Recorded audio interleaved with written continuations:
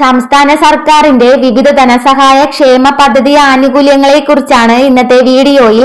14ാം പഞ്ചവത്സര പദ്ധതി പ്രകാരം ജനകീയ ആസൂത്രണ പദ്ധതികളിൽ ഉൾപ്പെടുത്തി 2026-27 സാമ്പത്തിക വർഷത്തിൽ 50ൽ പരം വിവിധ സ്കീമുകളാണ് സർക്കാർ കൊണ്ടുവന്നിരിക്കുന്നത്.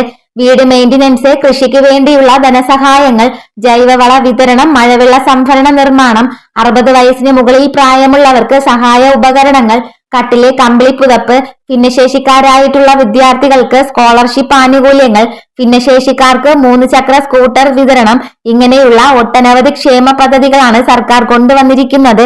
അതോടൊപ്പം തന്നെ വീടിന് അപേക്ഷ വച്ചവരുടെ അംഗീകരിക്കൽ ഉൾപ്പെടെയുള്ള കാര്യങ്ങൾ. നിലവിൽ ഗുണഭോക്താ ലിസ്റ്റ് അംഗീകരിക്കൽ ചില പഞ്ചായത്തുകളിൽ നടക്കുന്നു. ചില പഞ്ചായത്തുകളിൽ ഇപ്പോഴാണ് അപേക്ഷാ ഫോം വിതരണം ചെയ്തു തുടങ്ങിയത്. ഈ ഒരു ജനകീയ പദ്ധതി നമ്മുടെ സംസ്ഥാനത്തുടനീളം നടപ്പിലാക്കുന്നുണ്ട്. എല്ലാ പഞ്ചായത്തുകളിലും മുനിസിപ്പാലിറ്റികളിലും കോർപ്പറേഷനുകളിലും ഇത്തരത്തിൽ ക്ഷേമ പദ്ധതികൾ നടപ്പിലാക്കുന്നുണ്ട്. 2026-27 ഗ്രാമസഭയിൽ നിങ്ങൾ പങ്കെടുത്തിരിക്കണം. അല്ലാത്തവർക്കും പഞ്ചായത്തുകളിൽ ഫോം ലഭിക്കുന്നതാണ്. നിലവിൽ ഓരോ പദ്ധതിക്കും ഓരോ ഫോം എന്ന രീതിയിൽ തന്നെയാണ് കണക്കാക്കുന്നത്. ഒരു കുടുംബത്തിൽ 3 അപേക്ഷകൾ വരെ സമർപ്പിക്കാവുന്നതാണ്. ഇതോടൊപ്പം നമ്മൾ ചേർക്കേണ്ടത് ഹരിതകർമ്മസേനയ്ക്ക് യൂസർ ഫീ അടയ്ക്കുന്നുണ്ട് എന്നതിന്റെ രേഖയുമാണ്. പൂരിപ്പിച്ച അപേക്ഷാ ഫോമും ഹരിതകർമ്മസേന യൂസർ ഫീ ഒടുക്കിയതിന്റെ കൃത്യമായിട്ടുള്ള രേഖയുമാണ് സമർപ്പിക്കേണ്ടത്.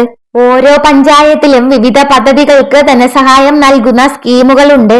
ചില പഞ്ചായത്തുകളിൽ കഴിഞ്ഞ ദിവസങ്ങളിലാണ് ഗ്രാമസഭകൾ വിളിച്ചു ചേർത്ത് തുടങ്ങിയത്.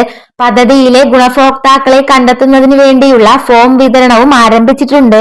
കൃഷിഭൂമിയുള്ള കർഷകർക്ക് വേണ്ടി ജൈവവളങ്ങൾ, മറ്റ് സബ്സിഡി പ്രോഗ്രാമുകൾ, സ്ത്രീകൾക്ക് വേണ്ടി മുട്ടക്കോഴി വളർത്തൽ പോലുള്ള പദ്ധതികൾ, മുറ്റത്തൊരു മീൻകുളം, വാട്ടർ ടാങ്ക് നിർമ്മാണം, ഇങ്ങനെ നിരവധി പദ്ധതി ആനുകൂല്യങ്ങളാണ് സർക്കാർ നടപ്പിലാക്കുന്നത്. ഓരോ പഞ്ചായത്തുകളിലും പദ്ധതിയിൽ ചില വ്യത്യാസങ്ങൾ ഉണ്ടായേക്കാം. കൃത്യമായിട്ട് അറിയാൻ വാർഡ് മെമ്പറോട് അന്വേഷിച്ചാൽ മതിയാകും. ഇതുപോലുള്ള ഇൻഫർമേഷന് വേണ്ടി ഈ ചാനൽ ഒന്ന് സബ്സ്ക്രൈബ് ചെയ്യണേ.